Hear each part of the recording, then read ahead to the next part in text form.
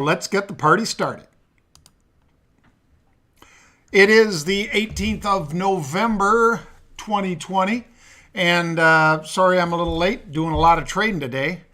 You'd think the market was moving a lot more than it was for all the trades that are showing up here. But, the market's flipping around a little bit. It was positive in the morning, negative right now. Dow down 60 after being up 135. NASDAQ still holding on to a slight gain. It's been negative, positive, and now slightly positive again. S&P 500 down higher. Nope, I'm wrong. Down 5. Let's get to today's 3 at 3. Our disclaimer says that this is for educational and informational purposes only. And our intellectual property rights say that we have significant intellectual property involved in virtually everything you're about to see. Patents, trademarks, copyrights. Please ask us before you use any of it, and then cite Market Rebellion. VIAC, this one's still working, still moving to the upside. Love that. And Viacom CBS was 32.05 2 days ago when we talked about it.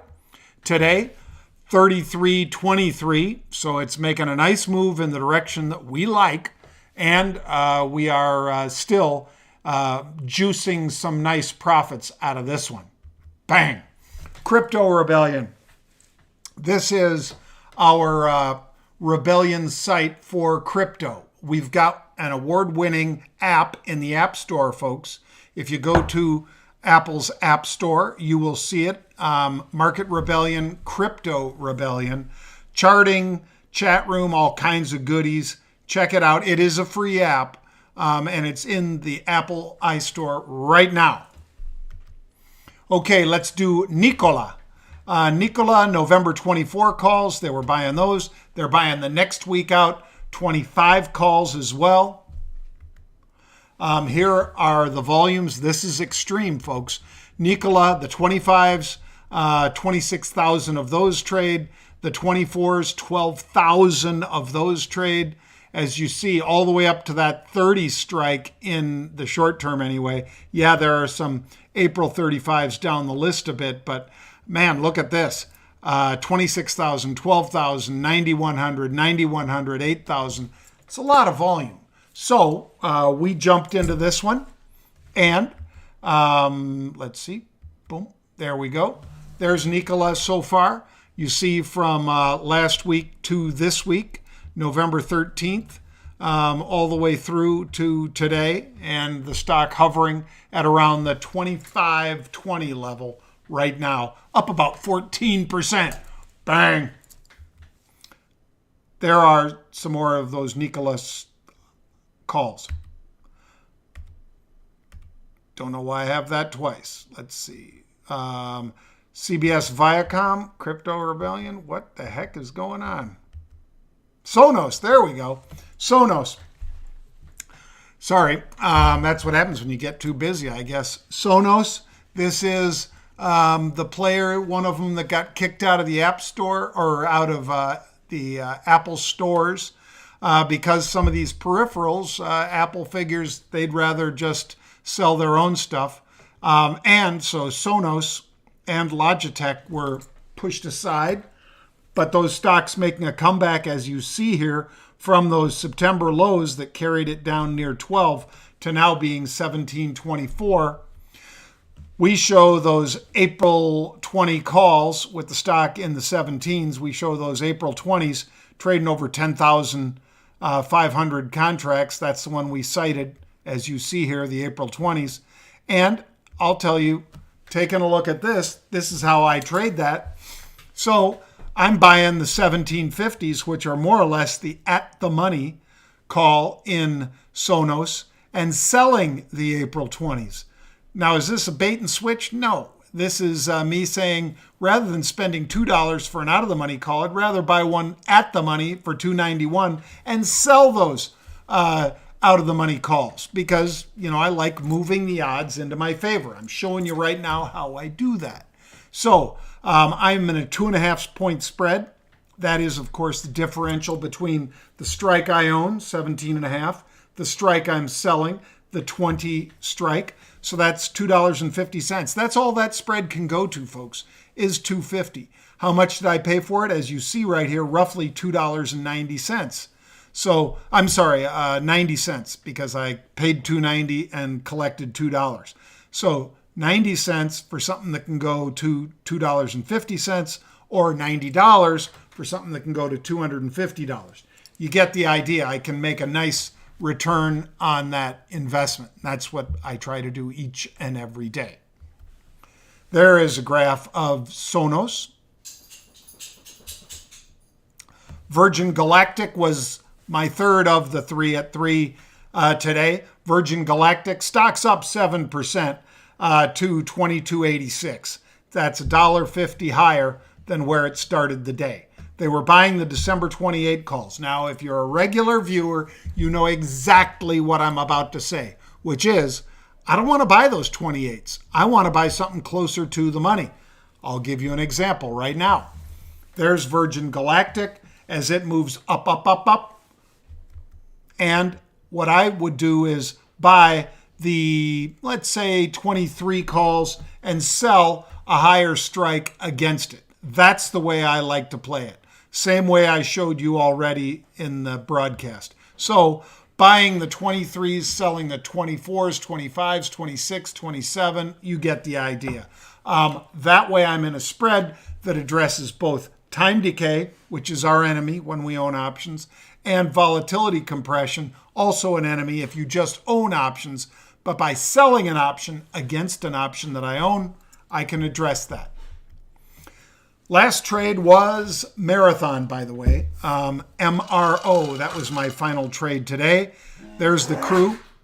There's my dog. That's Scott Wapner, Jim Kramer, who looks incredulous about these picks. Joe Terranova, who launched his new ETF today, JOET. And Stephanie Link on the halftime report today. Question time. All right, let's get to those questions, shall we? First one, I missed what you said about space. Can you please go over it on 3 at 3 today? Yes, I can indeed. Thank you, Nancy, SLNNY. Nancy, this is what it looks like. I bought those space December 23 calls, the 23 calls, as you see on the left side of your screen, paying about $1.60 in rough terms for those, selling the December 28th. So, Nancy, as you know, difference between those two strikes, 23 and 28 is $5. So that's the maximum this spread can go to. Now, take a look at that big trade. They were buying those 28s. They bought 2,100 of them for 75 cents. So if I pay $1.60 and I collect 70 cents on the other side, how much have I paid out overall? 90 cents for something that can go to $5. I've paid $90 a piece for each option for something that can go to $500. I like my odds in that. And that's why I'm showing you guys how I address time decay and volatility compression. Bang! Thank you, Nancy. Virgin Galactic, there it is. GM. Hey, Pete and John, do you have any hard set rule for a percent on when to get out of an option play? Followed the 55,319 GM play, so those are options that expire in March 19th, and I just want to make sure I capitalize. Well, Josh, and that's Mr. Josh Mitchell on Twitter. Josh, what we do is, if the option doubles from the price we paid for it, we take off half. So if I pay $1 for an option and it goes to $2, I'm going to have half as many right away because I'm going to take that money and pull it off the table. If, Josh, the other side, if that option loses, I'm going to take that trade and blame it on Pete. I'm going to take that trade and I'm going to cut my loss at 50 cents based on that same dollar that I pay for the trade. If it doubles to 2, I'll take half off. If it falls to 50 cents, I'll cut my losses. That's the way I trade it, Josh. Thank you for the question. William Vilgas, William on WSJ, Wall Street Journal trade, WSJ trade. Hey, question's not for trading. Are you of native of Armenia? You bet I am, Wilman. I am a trader and a part Swede and part Armenian.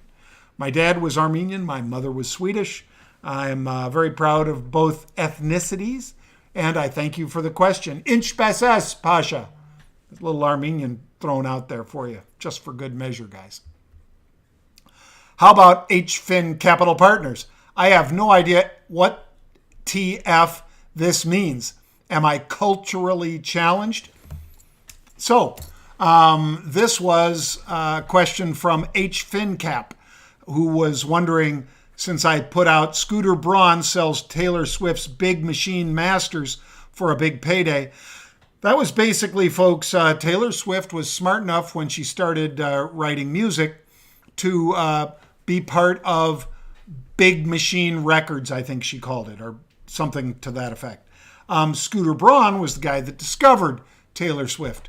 Now, they had a falling out, and Scooter bought the remainder of Big Machine Records or Big Machine Media, whatever it was.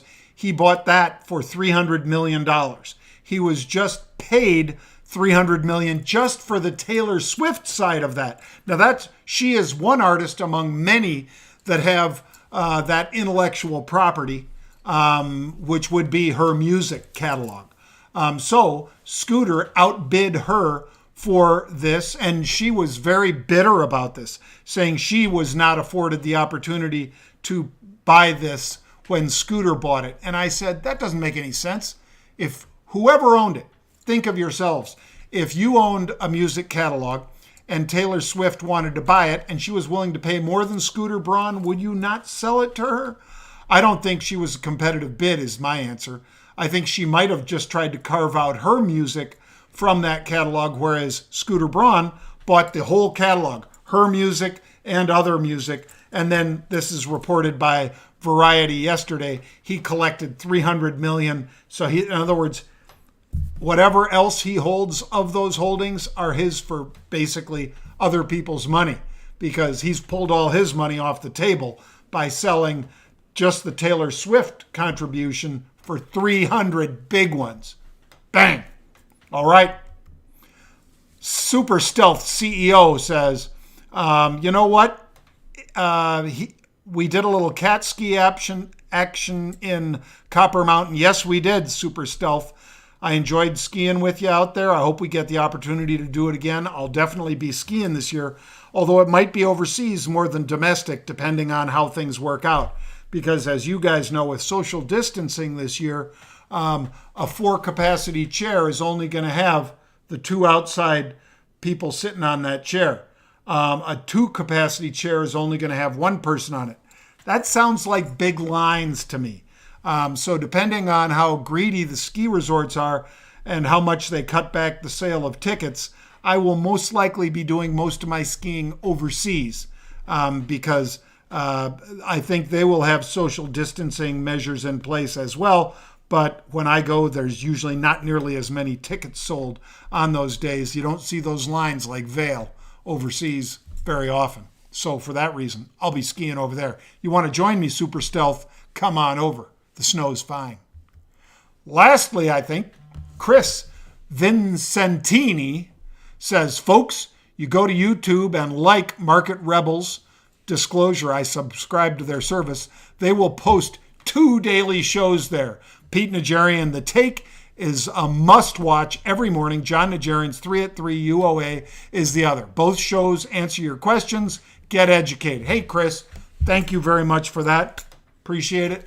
And thank all of you for joining us and for potentially giving us a thumbs up or a like, and perhaps subscribing to that YouTube channel for Market Rebellion. I think you'll enjoy what we produce there, and it helps us make it bigger and better. Thank you for that, by the way, Chris. Now, for any of you who would care to, I am going to be on with our chief market technician. He is a CMT. His name, AJ Monty. we're going to be talking about constructing a high-octane options portfolio. You can join us today in about half an hour.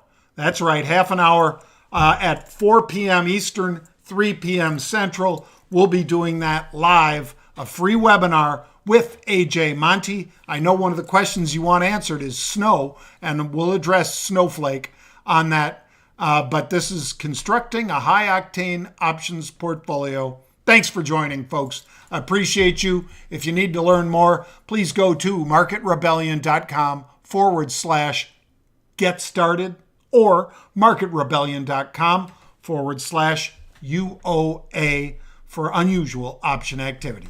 Bang! Thank you for joining us. Hope you have a great afternoon, and I'll see many of you on that presentation in about half an hour, 30 minutes from now with AJ Monty. Thank you.